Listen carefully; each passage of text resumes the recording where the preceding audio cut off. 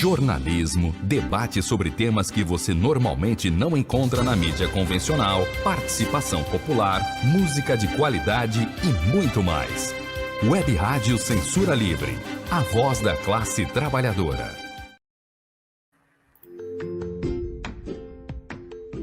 Olá, eu sou Lucília Machado, jornalista e diretora da consultoria Acessar Comunicação, Diversidade e Inclusão. Este é o podcast Acessando Lucília, que você ouve e assiste todas as terças-feiras, a partir das 18 horas, na Web Rádio Censura Livre, pelos canais do Facebook e do YouTube. Fique com a gente!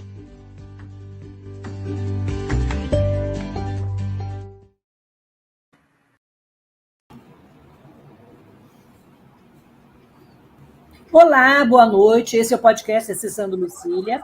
E hoje nós vamos ter um papo com Tuca Munhoz. Nós vamos conversar sobre o movimento das pessoas com deficiência no Brasil. O Tuca está nessa estrada há mais de 40 anos. Ele tem um vasto currículo. Ele já participou do governo de São Paulo. Ele tem um trabalho muito importante a nível nacional, né, em relação às pessoas com deficiência. E para conversar com ele, eu vou primeiro me descrever e depois o Tuca se descreve e se apresenta para a gente quem é Tuca Munhoz. Bem, eu sou uma mulher branca, de cabelos castanhos escuros, um pouco grisalho, uso óculos dourados, estou com uma correntinha perolada, meu nariz é fino, boca fina, atrás de mim tem um armário branco, uma porta branca e um porta-retrato colorido. Bem-vindo, Tuca, a esse espaço de inclusão. Você que também trabalha nessa área e já fez vários programas, queria que você se descrevesse, se apresentasse aqui para os ouvintes nesse espaço de diversidade e inclusão. Bem-vindo.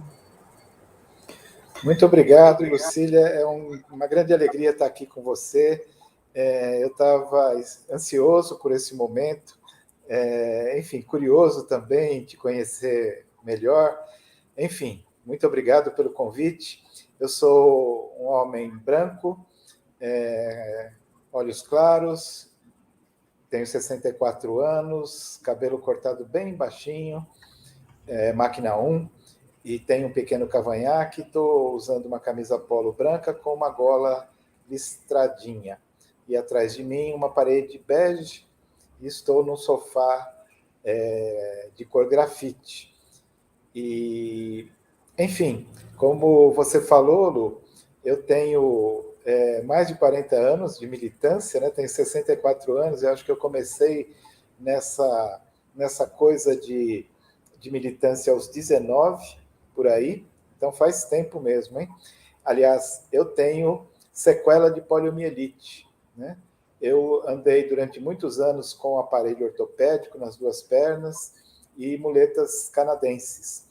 E há cerca de 21 anos, mais ou menos, Lu, eu adotei a cadeira de rodas motorizada, por dois motivos. Um, que eu comecei a cair muito. Bom, eu sempre caía, né? A vida de um muletante, né, de uma pessoa que usa muletas, é muito perigosa. Eu sempre caía, vivia caído. Quando eu era criança, vivia todo esfolado, machucado e tal, mas enfim, isso nunca me impediu de fazer o que eu queria fazer. Mas aí, quando a idade vai chegando, já fica mais difícil, já fica mais complicado essa coisa de cair. Então, e aí juntou-se a isso, Lu, que eu tive a minha primeira filha, né, que hoje está com 20 anos. E aí eu queria muito passear com ela, carregá-la no colo, esse tipo de coisa. E aí, com muletas é impossível. Então, eu adotei. Por acaso, uma amiga estava vendendo uma cadeira motorizada. Eu tive uma sorte de comprar essa cadeira, uma cadeira muito boa, importada e tal. E aí, adotei, né? Eu comecei sendo domingueiro, sabe? Para passear com a minha filha, mas depois eu senti tanta vantagem em usar a cadeira motorizada que adotei-a definitivamente. E nunca mais andei de pé, só de cadeira de rodas.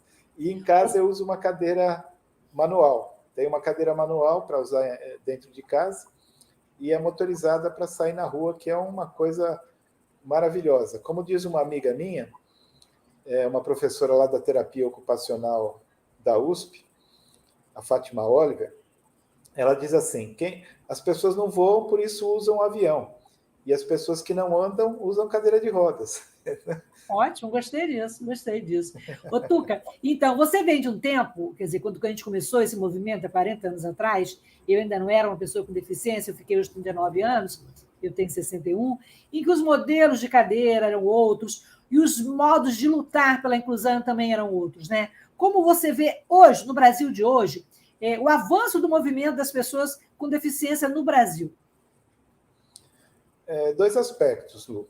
Um aspecto é o seguinte: até 2, 3 anos atrás, por aí, eu estava muito desanimado com o movimento de pessoas com deficiência. Estava muito apagado, com vamos dizer, com uma qualidade de luta assim muito pobre, com reivindicações muito basiquinhas, muito, muito pobres mesmo. E eu tenho percebido, então, que de algum tempo para cá tem crescido muito o nível de reivindicações, a qualidade da luta aumentou e melhorou muito. E eu destaco, né, muito especialmente e com muita alegria, a questão da forte presença das mulheres com deficiência, né? Então, hoje nós temos no Brasil, olha que coisa interessantíssima e riquíssima, né? Eu acho que isso nos traz muito alvissareiro mesmo. Nós temos a Frente Nacional de Mulheres com Deficiência, nós temos a Frente Brasileira de Mulheres Cegas, nós temos o coletivo Ellen Keller, enfim, cada um com suas características, seu modo de atuação, mas que eu acho de uma riqueza enorme. Eu conheço meninas de todos eles, né, de todos esses movimentos e coletivos, e fico assim, muito esperançoso, Lucília, com uma retomada do movimento de pessoas com deficiência no Brasil, tendo como carro-chefe, digamos assim, como locomotiva, esse movimento de mulheres. E aí, respondendo a uma outra parte da sua pergunta, eu acho que essa característica de termos as mulheres à frente desse movimento é de uma importância enorme, pelo fato de que essas mulheres com deficiência têm puxado e provocado muito a discussão da questão feminina. E não feminina apenas das mulheres com deficiência, mas das mulheres de modo geral, as questões de gênero de modo geral. Então, por exemplo, tem se discutido a questão da violência contra a mulher com deficiência, mas também a violência contra a mulher como um todo, né? Então, isso é um passo enorme do movimento de pessoas com deficiência no Brasil, porque ele passa, com isso, a fazer parte de um movimento maior, e a gente não fica, como historicamente ficamos, numa bolha, falando só da questão da deficiência. E hoje nós estamos discutindo questões mais amplas, ou seja, a nossa questão hoje, Lu, é de inclusão na luta, sabe? Não é inclusão social, é inclusão na luta por uma mudança social, né? Que é para todos os brasileiros e brasileiras. Às vezes a gente sente falta da interseccionalidade. As mulheres com deficiência, as mulheres separadas das mulheres negras, separado de outros segmentos. Eu acho que falta, de repente, amarrar essas lutas num movimento que seria mais forte. Como é que você vê isso? Então, é por aí mesmo, é por aí. Essa discussão que o movimento de mulheres com deficiência tem puxado, inclusive há uma discussão também muito interessante de mulheres e de pessoas, né, negras com deficiência, que eu acho bastante interessante, bastante importante. Então, acho que essa iniciativa do movimento de mulheres com deficiência tem provocado essa interseccionalidade, né? Não digo que essa interseccionalidade já aconteceu ou que vai acontecer de maneira tranquila, porém, o movimento de mulheres com deficiência tem provocado essa discussão de uma maneira muito salutar, muito saudável mesmo e muito rica, né? De uma maneira muito rica. E uma coisa que me agrada em especial, né? Enfim, desculpe até você estar aí falando de uma academia, de uma universidade, mas Não, é que que isso, aqui, também... aqui eu sou uma mulher com deficiência, sou da frente também, e estou achando ótimo Isso. você fortalecer essa luta tão importante, né? Então, Lu, porque eu acho que essa discussão, ela, uma parte desse movimento de mulheres faz essa discussão na academia, né? O que eu acho interessante. Mas mais interessante, mais importante, ao meu ver, é essa discussão feita na rua.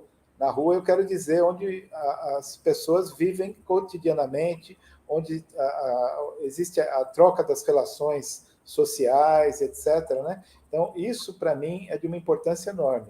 Eu quero acreditar, inclusive, que esse movimento de mulheres, nós homens com deficiência, todos os homens, acho que cumpre a nós agora contribuir no fortalecimento dessa luta, né?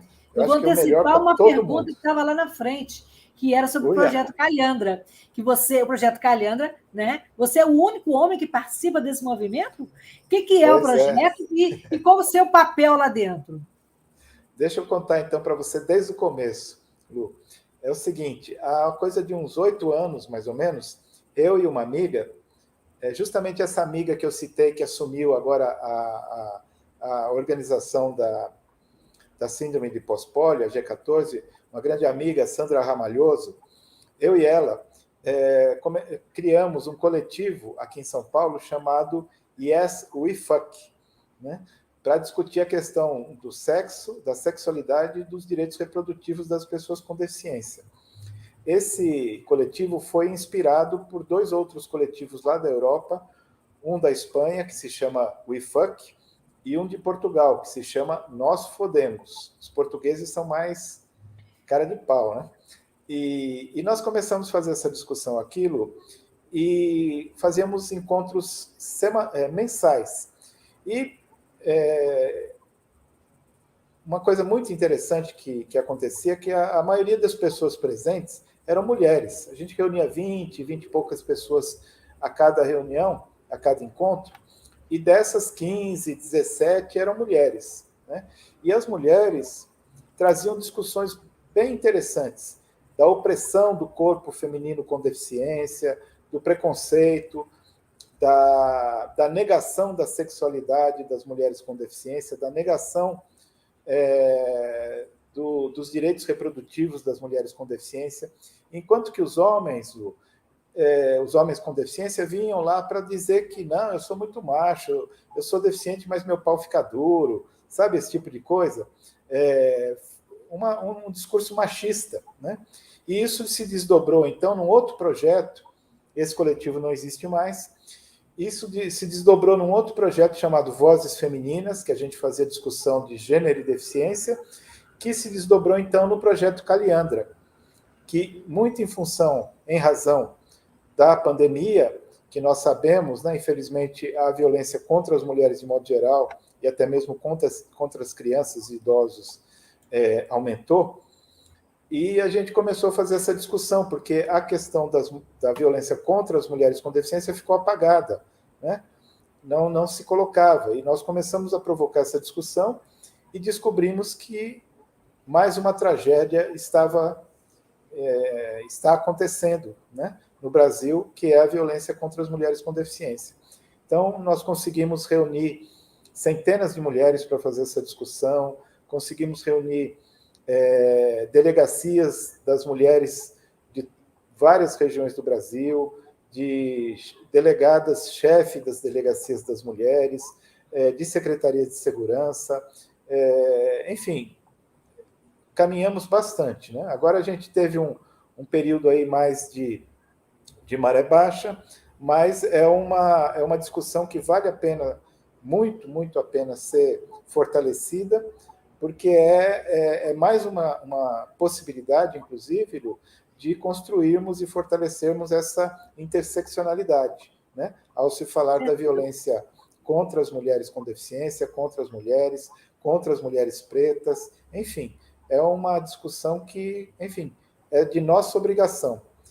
E, Lu, eu fico muito feliz com essa questão, como eu te falei antes, porque nós, pessoas com deficiência, lutamos por inclusão, mas nós temos a obrigação de nos incluirmos também na luta do povo brasileiro. Essa não é só as pessoas com deficiência que são oprimidas, que são marginalizadas, que são excluídas. Nós sabemos disso, né? Então, é nossa obrigação também participar dessa luta. Duca, e voltando um pouquinho, a gente avançou nos últimos anos, né, realmente com a legislação, com a própria Convenção Internacional dos Direitos das Pessoas com Deficiência. A gente tem a Lei de Cotas de 91, a gente tem a LBI, né? Mas até que ponto a gente precisa que essas leis e que essas convenções se façam parte do dia a dia das pessoas com deficiência e que a gente não precise ficar mendigando por locais acessíveis, por inclusão escolar e por uma série de coisas que fazem parte do cotidiano de nós, pessoas com deficiência? Lu, a legislação, ela se transforma em realidade por meio da política pública, né? A lei só não significa nada, ela tem que se transformar numa política pública. Por exemplo, existe uma lei, foi criada, citar uma questão que para mim é muito cara, há algumas décadas atrás, a legislação que fala sobre a vacinação contra a poliomielite. Vamos falar dessa vacina, né? Para não falar das outras aí, cuja situação ridícula o Brasil está vivendo hoje. Mas foi criada uma legislação e, para que isso se efetive, foi criada uma política pública, que se transformou lá na ponta nas campanhas nacional de vacinação contra a polio. E isso depende de uma grande estrutura nacional, de uma grande sistema de logística, de capacitação de profissionais, enfim, é uma política pública bastante complexa que foi construída ao longo de décadas. Então, se a gente pensar, Lu, você citou a questão da acessibilidade, a gente vê a acessibilidade sendo implementada no Brasil de maneira muito incerta, muito pobre, muito restrita, muito amadora, muito amadora, né? Amadora, muito restrita nos conceitos de acessibilidade, nos conceitos mesmo do que se entende por acessibilidade. Ocorre, Lu, que eu tenho experiência, já trabalhei em gestão pública 2 vezes aqui na cidade de São Paulo, uma vez na cidade de Santo André, que é aqui na região metropolitana de São Paulo, e o que eu percebo é que nós temos que criar uma cultura na gestão pública de acessibilidade, né?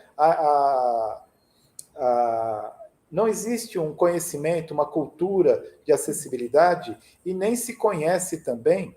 É interessante, olha o Nazareno aí, Nazareno é um amigo.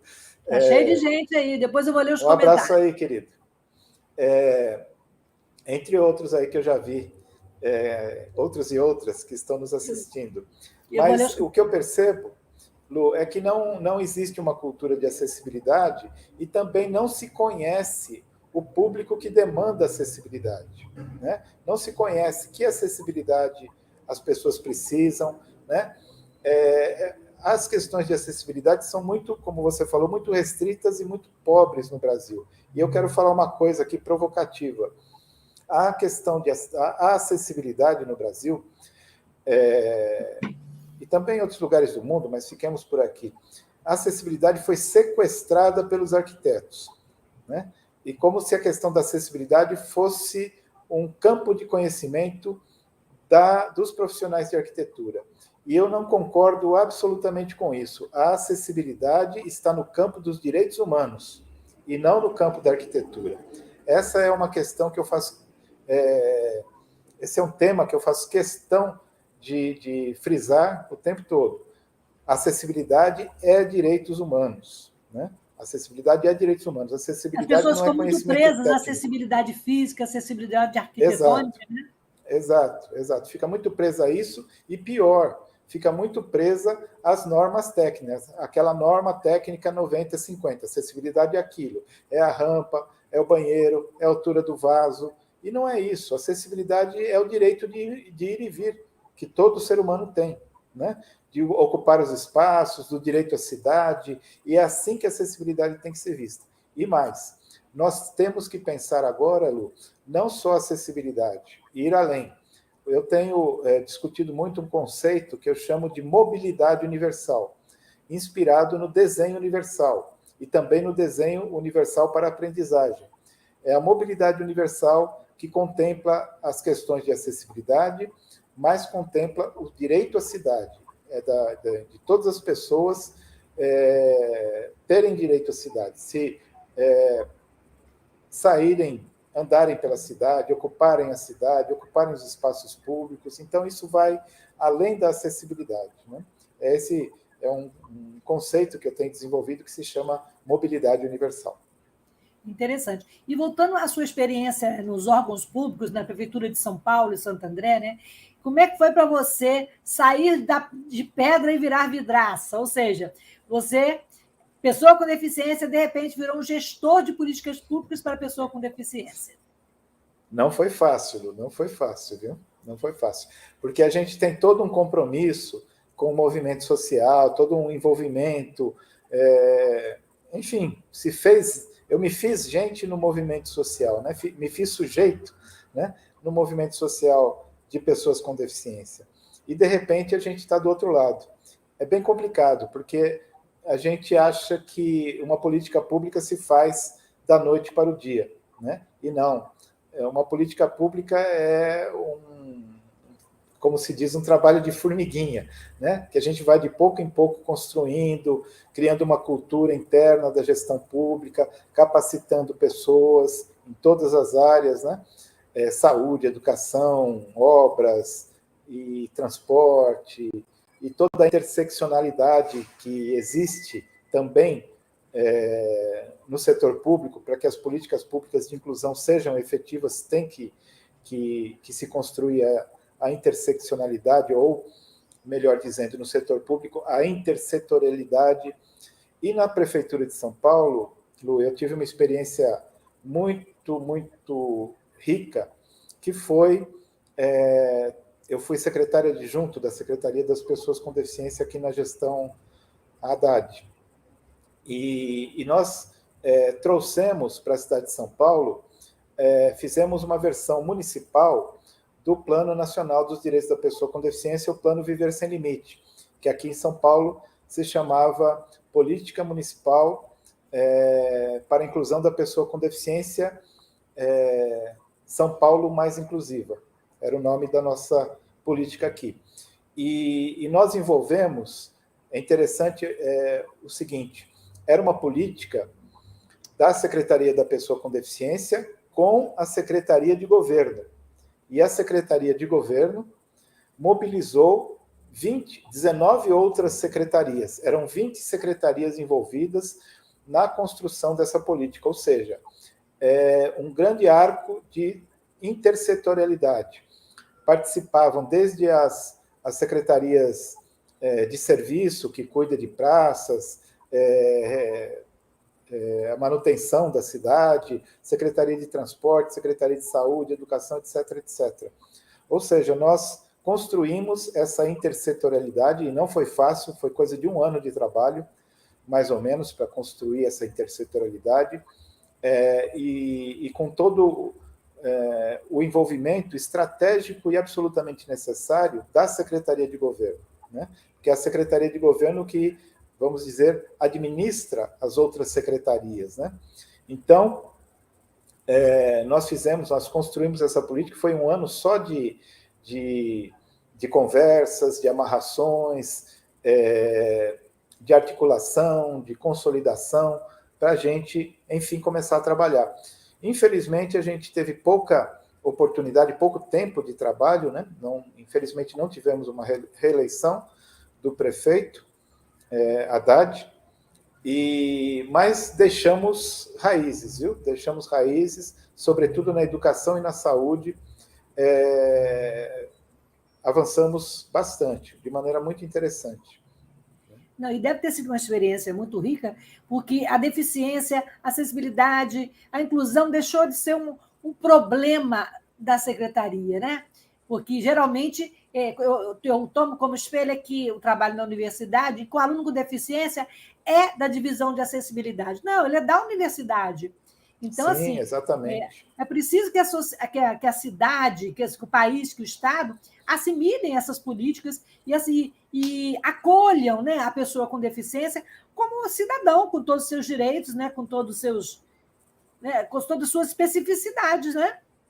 Sim. Isso é muito Inclusive, importante. Lu, eu gostaria até, se você me permite, de citar o que a gente estava conversando um pouquinho aí nos bastidores, antes de iniciarmos, que quando eu falo que a gente deixou raízes e tal, eu cito em especial a Política Nacional de Atenção à Saúde da Pessoa com Deficiência, do SUS, né? Glorioso, indispensável, direito do povo brasileiro, que é o Sistema Único de Saúde. E essa política, uma das coisas que essa política realiza, né, que é uma política pública duramente construída, mas uma das coisas que essa política pública realiza é a concessão ou a dispensação, no jargão técnico, de órteses, próteses e equipamentos de mobilidade, né? Então, e entra nisso as nossas cadeiras de rodas motorizadas, né? Sim, a minha eu consegui no governo Dilma. Então, a minha, no caso, eu adquiri, eu comprei. Mas quando eu trabalhei aqui na cidade de São Paulo, na SP Trans, que é a empresa de transportes públicos sobre pneus, aqui de São Paulo, dos ônibus, né, que gerencia o transporte por ônibus. E a gente estava desenvolvendo projetos de acessibilidade aqui no transporte público, e eu comecei a fazer o levantamento de quantas cadeiras motorizadas já haviam sido concedidas pelo SUS na cidade de São Paulo. Então, eu comecei a contar em 2012, né? E aí eu parei depois paramos em 2017, acho que foi. Enfim, mas olha, no primeiro ano foram dispensadas 400 cadeiras motorizadas, e no último ano, 2017, já estava em 1.500 cadeiras por ano, né? Então, você vê, é uma política pública de enorme importância. Nós que usamos cadeira motorizada, a gente sabe o quanto isso é importante para a gente. Muda totalmente a nossa vida. Muda a nossa vida, exatamente. Muda completamente. Aqui em São Paulo, Lu, eu não sei aí no Rio, mas aqui em São Paulo é comum. Agora a gente sai na rua, a gente vê pessoas com cadeira motorizada e tal, coisa que há poucos anos atrás não existia, né? Não existia. Então, e isso impacta, inclusive, no transporte público, nas questões de acessibilidade, de mobilidade, e isso tem que ser considerado, tem que ser levado em conta. Tuca, a gente vai ter que fazer um intervalo, mas eu vou te provocar. Antes vou ler, Antônio, vamos ler os comentários aqui dos nossos ouvintes? Tem um monte de gente participando aqui. A Daniela Novaes, olá para todos e todas, muito bom ver o Tuca Munhoz por aqui. Uma grande referência... Opa, não li tudo, não. Uma grande referência... na luta das pessoas com deficiência e como comunicador. Parabéns pela discussão. Temos mais um comentário ali. O Nazareno Afonso, Tuca, que ele está assistindo. Acho que tem mais um também, né, Antônio? A Delma Pacífico diz que começar pelas calçadas é uma armadilha para todos, né? Então, a gente volta e eu vou querer conversar com o Tuca, saber sobre esse momento frágil que a gente está vivendo, né? Em que os conselhos municipais, estaduais, o próprio CONAD está sendo esvaziado e passando por dificuldade, né, Tuca? Isso é muito triste. Esse desgoverno está acabando com muita coisa, mas a gente não pode perder o fio da meada e a luta está apenas começando, né? Então, vamos ao intervalo, 30 segundos, e eu volto a conversar com o Tuca Munhoz sobre os rumos da acessibilidade e inclusão no Brasil.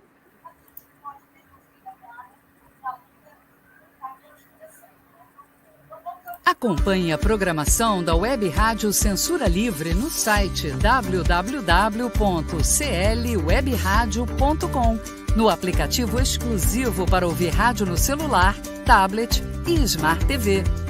A emissora também está no Radiosnet, um dos maiores aplicativos para esta finalidade, na nossa página no Facebook e no canal da emissora no YouTube. Acesse o nosso canal escrevendo youtube.com/c/censura livre. Tudo junto. Inscreva-se no canal e acione o sininho para receber as notificações de novos vídeos. Web Rádio Censura Livre, a voz da classe trabalhadora.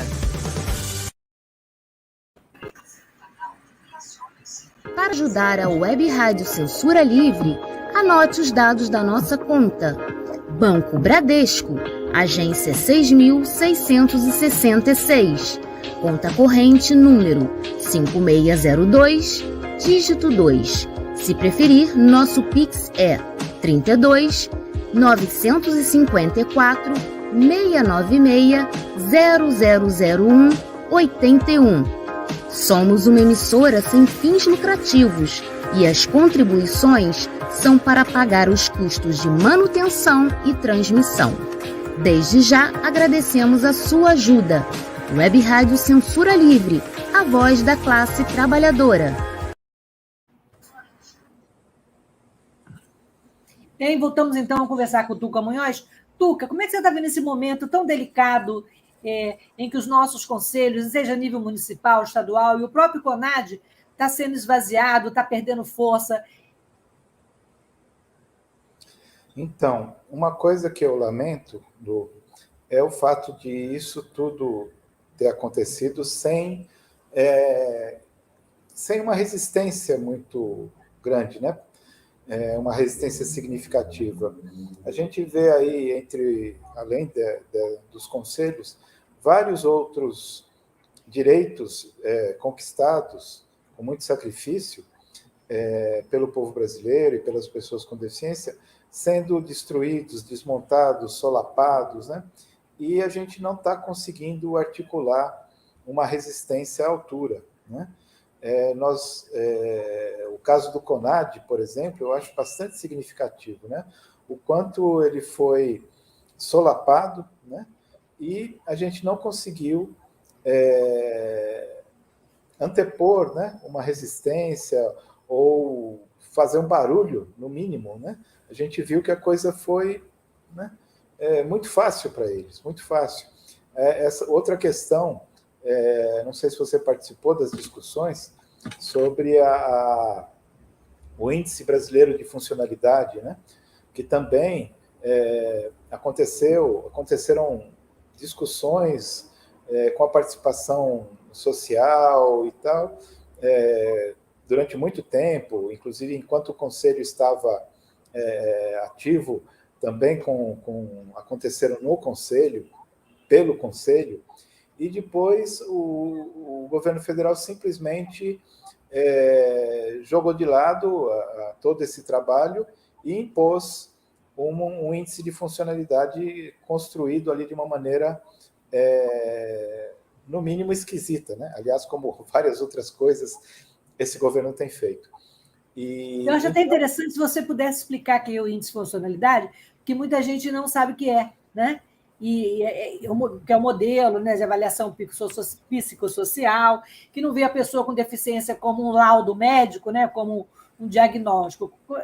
O que, na verdade, qual a importância dessa discussão sobre o índice, Tuca?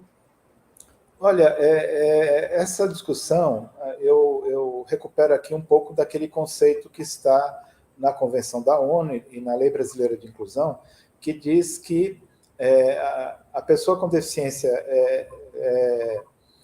tem os impedimentos do corpo, que estão no seu corpo, em relação com o meio, né? Em relação com o meio. Então, quando a gente pensa no índice de funcionalidade, e também lembrando da Classificação Internacional de Funcionalidade, a CIF, nós temos que pensar a deficiência enquanto esse fenômeno relacional dos impedimentos do corpo, das pessoas com deficiência, e o ambiente em que ela vive. Então, o índice de funcionalidade faz essa medição, digamos assim, ou essa análise dessa relação entre a deficiência, o impedimento, e a relação desse impedimento com o meio em que a pessoa vive. Por exemplo, se nós pegamos, para dar um exemplo hipotético, duas pessoas com a mesma deficiência mas que vivem em regiões diferentes. Uma vive numa região topograficamente acidentada, cadeirantes, por exemplo, topograficamente acidentada, e outra vive numa região plana. A qualidade de vida de uma pessoa que vive numa região plana vai ser melhor do que a qualidade de vida de uma pessoa que vive numa região acidentada, né? Porque, ainda que as deficiências sejam idênticas, né? Uma pessoa também com uma deficiência física, duas pessoas com deficiências idênticas, e uma tem uma cadeira de rodas motorizada e a outra não tem, isso, como nós falamos há pouco, vai alterar completamente a qualidade de vida de uma e de outra. Da que tem a cadeira motorizada vai ter uma qualidade de vida melhor, e a que não tem uma cadeira motorizada vai ter uma qualidade de vida pior, né? Em termos de mobilidade. Então, quando a gente fala no índice de funcionalidade, o índice de funcionalidade faz essa análise da deficiência no contexto em que a pessoa está. E isso é importantíssimo para a construção de políticas públicas, para a concessão de direitos os mais variados, né? Então, a gente não pode pensar a pessoa com deficiência como uma situação homogênea, mas dependendo da situação social, as pessoas vão ter suas qualidades de vida bastante alteradas. Então, o índice de funcionalidade vai trazer isso à luz para que políticas públicas sejam construídas de maneira a beneficiar quem está numa situação de maior vulnerabilidade, mesmo que as deficiências sejam idênticas, né? Outro exemplo que eu daria, também bastante interessante e muito polêmico, é a questão da gratuidade no transporte público, né? Aqui em São Paulo e na maior parte do Brasil é o seguinte: basta você ser uma pessoa com deficiência que você tem gratuidade. Não importa se você ganha um salário mínimo ou se você ganha 20 mil reais por mês, né? Basta que você seja uma pessoa com deficiência. E isso é injusto, né? Isso é injusto. Então, são pessoas com deficiência, mas com qualidade de vida, com renda muito diferente. E isso impacta na qualidade de vida das pessoas e no acesso a direitos, obviamente. Tuca, nós somos muitos, somos 6,7% da população no Brasil hoje, segundo revisto, né, o censo do IBGE pela avaliação do Grupo de Washington, mas somos poucos nas representações, somos poucos na Câmara dos Vereadores, somos poucos nas Assembleias Legislativas e menos ainda no Congresso Nacional. Como é que você vê isso? E também como é que você vê a atividade de quem está lá nos representando hoje? Pessoas com deficiência. Então, Lu, muito interessante essa pergunta sua. E eu comento aí de outros grupos chamados minoritários. Hoje, os partidos políticos têm que ter 30% de mulheres candidatas, né? E acho que a gente tem que avançar nessa discussão e nesse direito, no sentido que não basta ter 30% de candidatas, tem que ter 30% na representação parlamentar, pelo menos, né? Pelo menos.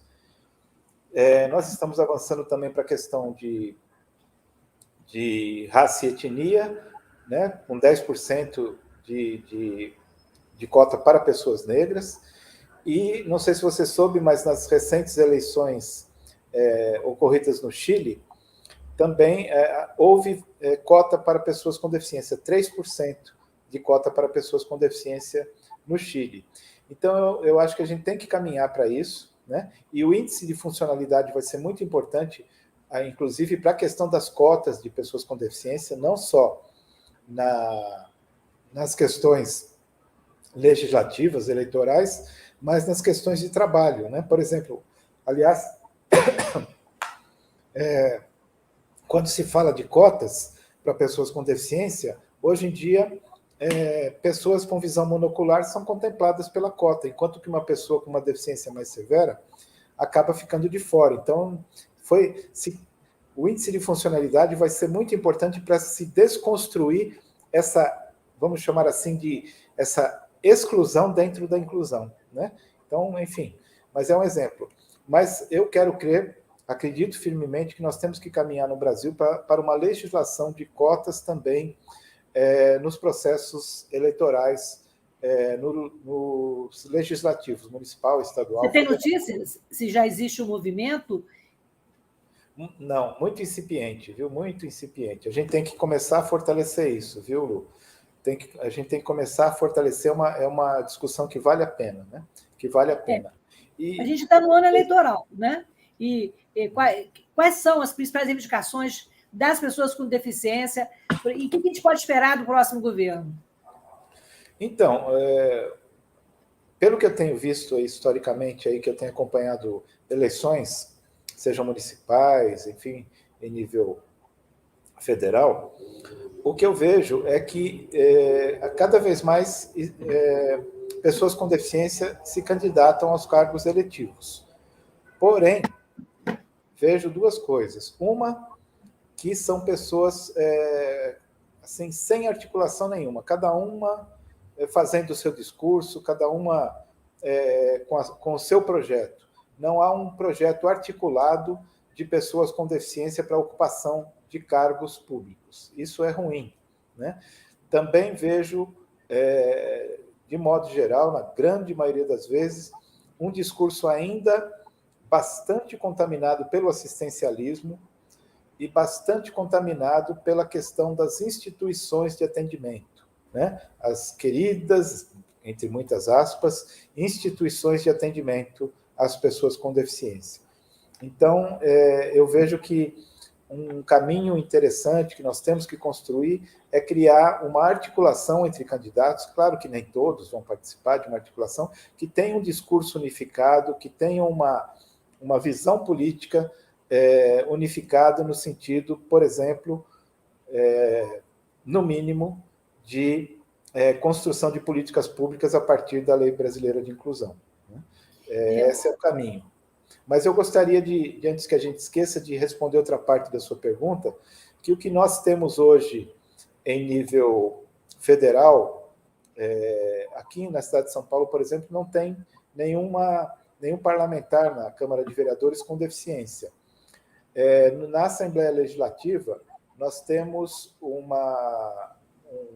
deputado estadual que é cego, mas que não faz o discurso dos direitos da pessoa com deficiência, faz quando lhe é oportuno, né? Faz porque pega bem fazer, né? E nós temos, inclusive, uma comissão legislativa para os direitos da pessoa com deficiência, mas que é dominada, praticamente toda ela, pelas APAES, né? Pelas APAES aqui do estado de São Paulo. Então, isso não nos representa. E não representa as pessoas com deficiência intelectual também, né? Representa eles próprios, representa as instituições, e não as pessoas com deficiência. É bem diferente, completamente diferente. E, infelizmente, em nível federal, eu não vejo uma atuação. Eu tenho muito carinho pela Mara Gabrilli a respeito, mas eu considero que ela tem uma atuação muito tímida, enquanto uma senadora da República, eu acho que ela tem uma atuação muito tímida. É verdade. E voltando ao assunto da inclusão escolar, tivemos avanços, hoje as universidades têm cotas para pessoas com deficiência, e mais recentemente aí tivemos aquele decreto 10.502/2020, que era publicado pelo governo Bolsonaro, que era a volta, né? Praticamente a volta das escolas especiais. Como é que você vê hoje a inclusão escolar, em todos os níveis? Então, eu me lembro bem, Lu, há cerca de 30 anos, eu estava lá na região do ABC ainda, na minha cidade natal, São Caetano do Sul, e a minha militância era lá. Era aqui em São Paulo também, mas durante um tempo eu fiquei muito concentrado na militância lá. E quando se começou a discutir a questão da inclusão escolar, no caso de crianças com deficiência no ensino regular.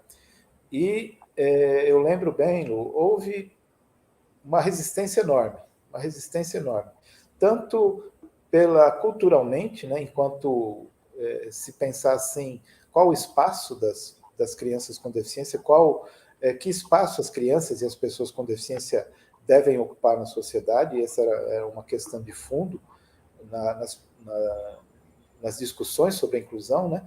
Havia muito, e ainda há, mas eu acho que nós avançamos bastante, essa discussão do especial, né? Do especial, das crianças com deficiência em classes especiais, em escolas especiais, ou seja, absolutamente segregadas.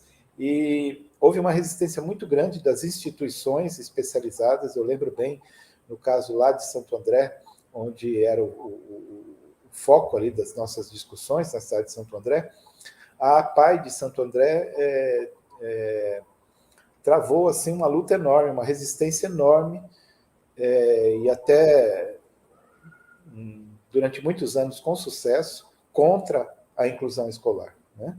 Mas a gente teve, felizmente, o papel de profissionais da educação, e nós devemos em muito o avanço e a consolidação da inclusão escolar no Brasil, muito em razão dos profissionais de educação envolvidos nessa questão. E eu quero lembrar aqui uma pessoa pela qual eu tenho muito carinho, que eu entrevistei também recentemente no ECOAR, Diálogos e Cidadania, que é a Maria Tereza Egler-Mantuan, que você deve conhecer, que é uma dos ícones, das heroínas da inclusão escolar no Brasil. E eu considero, Lu, que apesar desses ataques do governo federal, né, e em conluio com essas instituições que a gente bem conhece, contra a educação inclusiva, elas não terão sucesso. Não terão sucesso. A menos que, oxalá, Deus nos livre, que esse governo perdure por mais tempo. Aí, ao longo do tempo, é outra coisa. Mas não vai acontecer, isso não vai acontecer. A educação, a inclusão escolar no ensino regular, sobretudo das crianças com deficiência, eu acredito que é uma política consolidada. Nos municípios, né? E aí o governo federal tem pouca incidência nos municípios, em muitos municípios do Brasil, a inclusão escolar, a educação inclusiva já é uma política consolidada, né? Avançou muito e hoje é difícil se encontrar uma escola pública onde não se encontrem crianças com deficiência, né? Até eu tenho uma historinha bem interessante. A minha filha pequena estava numa escola pública, ainda está, e eu lembro, isso, ela está com 10 anos agora, ela tinha uns 6 anos por aí, entrou na escola dela, na classe dela, um menininho cadeirante. E ela ficou tão emocionada com isso, sabe? E me mandou uma mensagem no celular, assim, uma gravação, muito emocionada, dizendo que na classe dela tinha um menininho cadeirante, uma criança com deficiência, e ela ficou muito, muito feliz com isso. A minha filha mais velha, que hoje está com 20 anos, também no ensino primário, estudou, na classe dela tinha uma menina com síndrome de Down, né? E enfim, eu tenho visto isso, e aliás, quero ressaltar uma coisa muito importante também, Lu, que isso enfim, às vezes as pessoas desconhecem, que no caso das cotas, da inclusão escolar no ensino regular, sobretudo no ensino infantil, a inclusão não está pensando só na criança com deficiência, mas está pensando nas crianças estrangeiras, que é uma realidade muito presente no Brasil agora, está pensando na questão das crianças que passam por situações de violência familiar, está pensando em todas essas crianças que, por qualquer motivo, não se adequem a um padrão de educação, que esse sim é o padrão que é excludente, né? E esse sim que é o padrão que tem que ser transformado para que todas as crianças, independente do que sejam, estrangeiras, deficientes, etc., possam acessar a educação, possam acessar conhecimento e possam, sobretudo, conviver, né, de maneira igualitária com todas as crianças. E a escola tem que dar essas condições para as pessoas, para todas as crianças, tem que oferecer essas condições em todos os níveis, né, inclusive no ensino universitário.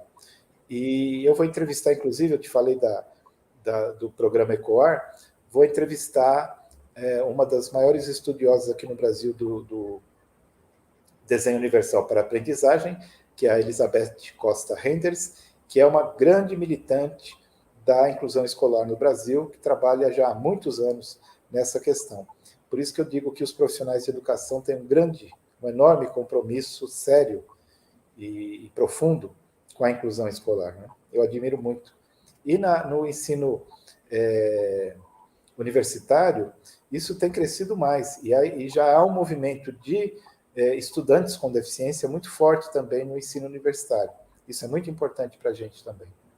É muito importante.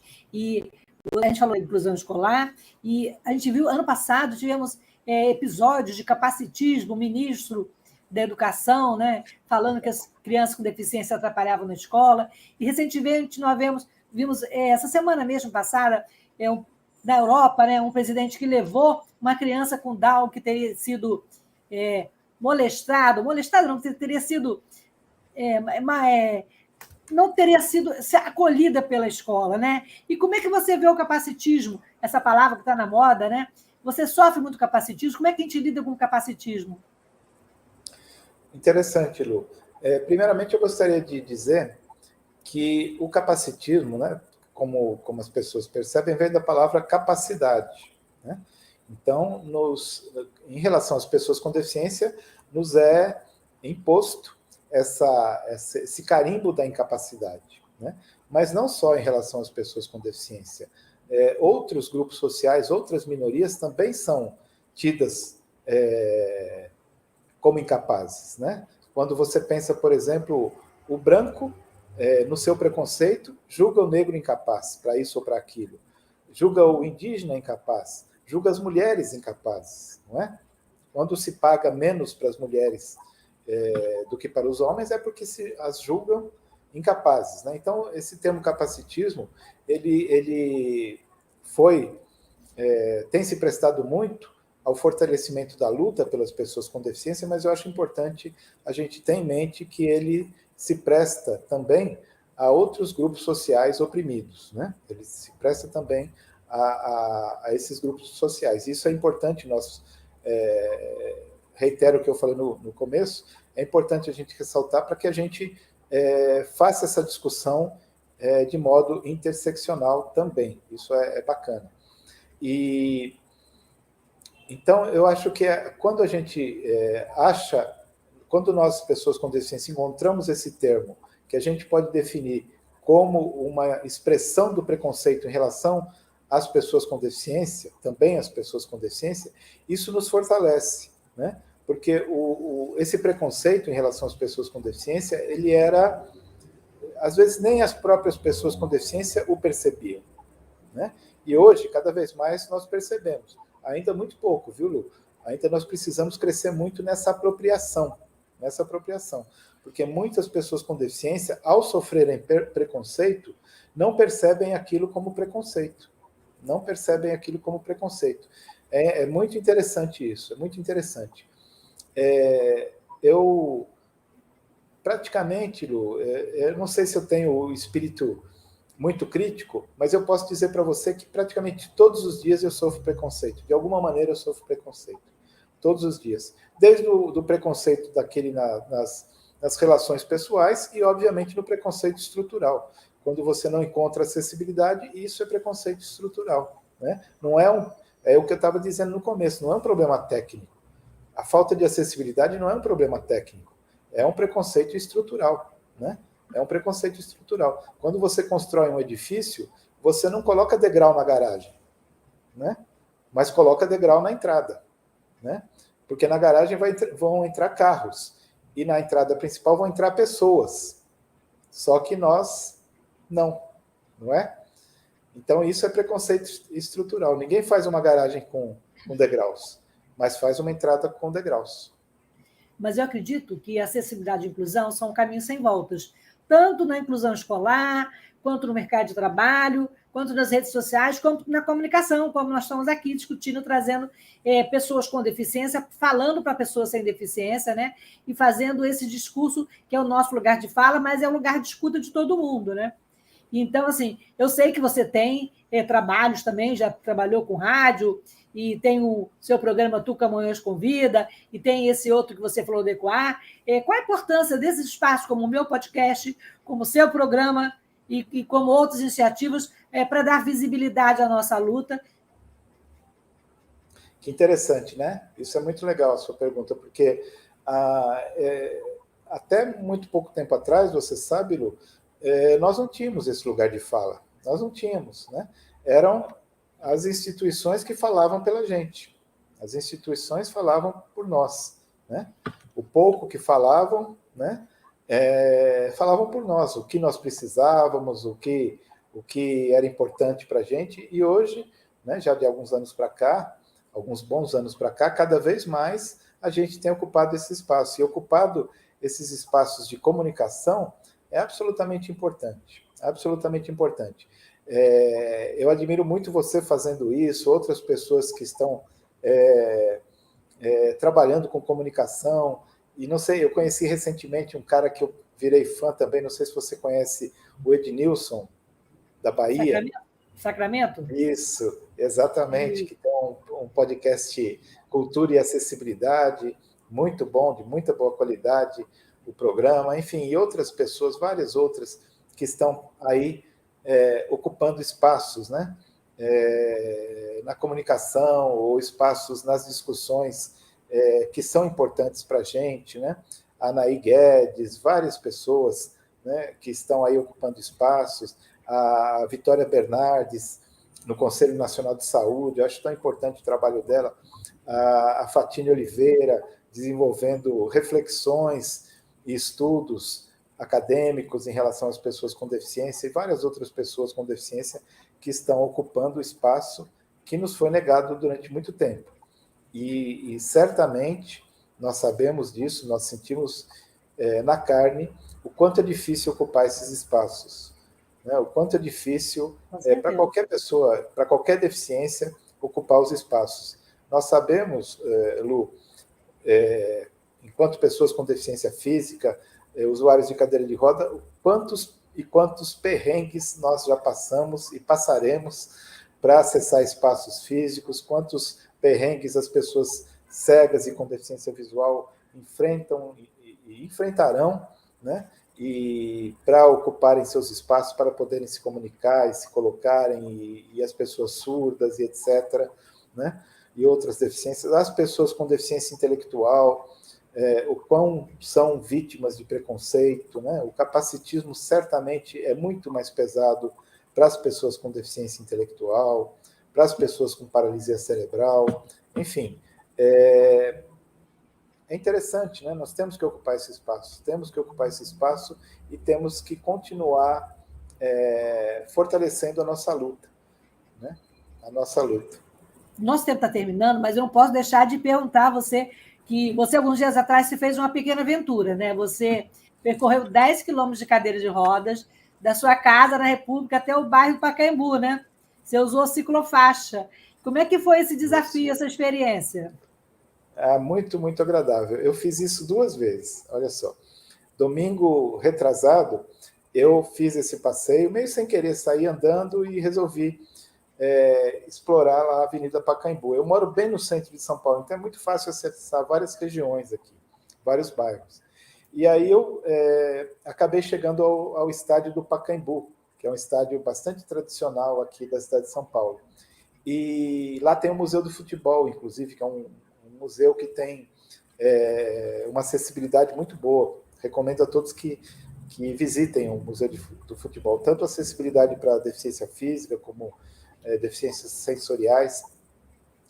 E aí escrevi um texto, né? Escrevi um texto sobre isso. E que foi um texto, assim, recebi muitos elogios, muitas pessoas leram, eu fiquei muito feliz com isso, né? Eu não esperava, assim, que tantas pessoas lessem, enfim, aí eu resolvi fazer um novo passeio, dessa vez fotografando mais, né? Fotografando. E aí, por coincidência, tinha uma maratona, né? E eu me misturei um pouco com a maratona. Interessante, Lu, que esse bairro, ali onde tem a Avenida Pacaembu, olha que interessante isso. É um bairro de elite, é um bairro rico, né? Com casarões, com prédios assim de alto nível e tal, mas é impossível andar pela calçada. É impossível andar pela calçada. Ou eu ando pela rua, ou eu ando pela ciclofaixa. E pequenos trechos pela calçada, que a gente é obrigado mesmo. Mas as calçadas, veja só que curioso isso, né? Mesmo num bairro elitizado, são de má qualidade. Eu não digo que estão assim apenas coisa de esburacada, né? Mas é que uma é assim, outra é assada, muda, cada lote é uma calçada diferente. Cada lote... A rua não, né? É o asfalto que vai do começo ao fim, é asfalto. Enquanto que as calçadas cada um faz como quer, né? Cada um faz como quer. E a qualidade, por 5 metros você anda bem, outros 5 metros você sacoleja, outros 5 metros você cai no buraco, sabe? É de péssima qualidade, né? Hoje mesmo eu estava reparando, as guias rebaixadas aqui em São Paulo, aqui no centro, que felizmente temos muitas, são de qualidade inferior aos rebaixamentos feitos para a ciclofaixa, né? A guia rebaixada da ciclofaixa é lisa, não tem nenhum degrauzinho, enquanto que a guia rebaixada para o cadeirante tem um degrauzinho, né? Que dá aquele chacoalhão e tal, e enfim, a qualidade é ruim. Mas é isso. Eu fiz isso, documentei. Tem até uma foto que eu achei que as pessoas iam comentar e não comentaram, porque eu acabei tendo que fazer xixi, assim, estava muito apertado, estava achando que eu ia usar o banheiro do Museu do Futebol, mas estava fechado, e tinha banheiros químicos, né? E o banheiro químico acessível colocado num local inacessível. Gente, né, em cima de um degrau. É muito normal isso para eles, né? Exato. Eu já vi isso outras vezes. Então, essa cultura de acessibilidade que não existe. As pessoas não sabem o que é acessibilidade, né? Não sabem, né? E, enfim, mas foi um passeio muito interessante, porque eu me sinto me apropriando da cidade, sabe? Tomando conta da cidade. Eu, enquanto uma pessoa com deficiência, eu acho que isso é simbólico. É um direito nosso que a gente nem tem, né? A gente não sabe que tem, né? Eu não sei se eu sou muito pretensioso, mas eu acho que eu posso estimular outras pessoas a fazerem isso. E até o Romerito, você conhece o Romerito, que é de Belo Horizonte? Não. É um rapaz cego de Belo Horizonte, ele falou também que faz isso enquanto cego e tem outras percepções da cidade e tal. É interessante, né? A gente até precisa fazer um passeio misto, né, entre várias deficiências. Mas eu me sinto assim, me apropriando da cidade, e não me apropriando só do meio físico da cidade, mas eu acho muito importante que as pessoas me vejam, né? Que as pessoas me vejam, e que eu esteja lá, junto delas, né? Misturada a elas, né? Ocupando aquela ciclofaixa, ocupando aquela calçada, ocupando a rua, enfim, eu não sei se, repito, se sou pretensioso, mas eu quero fazer com que isso estimule outras pessoas com deficiência a ocuparem os espaços, né? A não terem medo de saírem na rua, a não terem vergonha de saírem na rua, a não terem medo, nem vergonha, nem nada de enfrentarem situações de não acessibilidade, porque isso vamos enfrentar mesmo, né? Sem dúvida nenhuma, nós vamos passar por situações em que não há acessibilidade, em situações que há preconceito. Por exemplo, eu estava andando lá no meio da maratona e algumas pessoas gritavam: vai, guerreiro, vai, guerreiro. Eu falei: que guerreiro, cara? Eu sou uma pessoa comum, eu estou aqui andando, não sou guerreiro, sou uma pessoa comum, né? Aliás, eu já participei de maratona com cadeira manual, Lu, e olha só que ridículo, às vezes as pessoas me empurravam. Falaram: cara, eu estou aqui concorrendo, eu estou aqui correndo, e as pessoas me empurravam, achando que eu estava lá querendo ser empurrado. Ou seja, o capacitismo se manifestando o tempo todo, né? O tempo todo. Certeza. Ô, Tuca, o nosso tempo terminou, eu queria agradecer demais a sua participação, a nossa troca aqui, e eu queria fechar com o seu texto, o finalzinho do seu texto. Você conta que há muitos anos você e vários amigos realizaram 3 edições, né, do Enduro da Autonomia, que consistia na descida da Estrada Velha de Santos em cadeiras de rodas motorizadas no Enduro. É isso. O Enduro é um desafio que os participantes colocam para enfrentamento de caminhos e trajetos difíceis, desafiadores, e mesmo penosos e perigosos, né? No nosso caso, as pessoas com deficiência, segundo o seu texto, o Enduro se dá todos os dias, dá-se praticamente em todos os caminhos e todos os trajetos. Então, eu queria agradecer você ter dividido a sua trajetória e que a gente continua nesse Enduro e que a gente vai para frente e que a luta continua e que a gente ocupe novos espaços da cidade, no país, no mundo, e que a acessibilidade deixe de ser uma palavra e seja uma ação, né, Tuca? Para você finalizar aí, que já estamos no limite aqui. Vamos tornar a realidade, a acessibilidade, uma realidade cotidiana de todas as pessoas com deficiência. Uma realidade ampla, uma acessibilidade ampla, geral e restrita. E a luta continua. Beijo grande. Muito obrigada pela sua participação. Gente, voltamos na próxima terça-feira e a nossa conversa com o Tuca vai estar disponível no meu canal, Acessando Lucília no YouTube. Tá? Temos aí o Nazareno, tá? Parabéns, Tuca. Gostei de ouvir você sobre capacitismo. E também nas redes da Web Rádio Censura Livre, tanto no YouTube quanto no Facebook. Beijo grande e até a próxima terça-feira, gente. Obrigado, Lu. Obrigado, Antônio. Obrigado.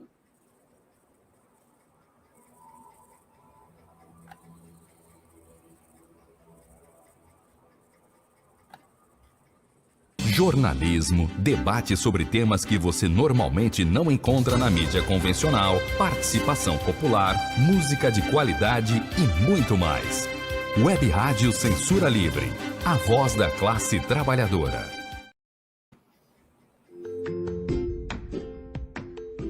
Olá, eu sou Lucília Machado, jornalista e diretora da consultoria Acessar Comunicação, Diversidade e Inclusão.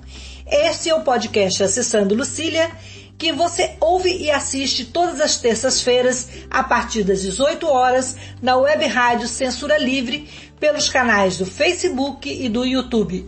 Fique com a gente!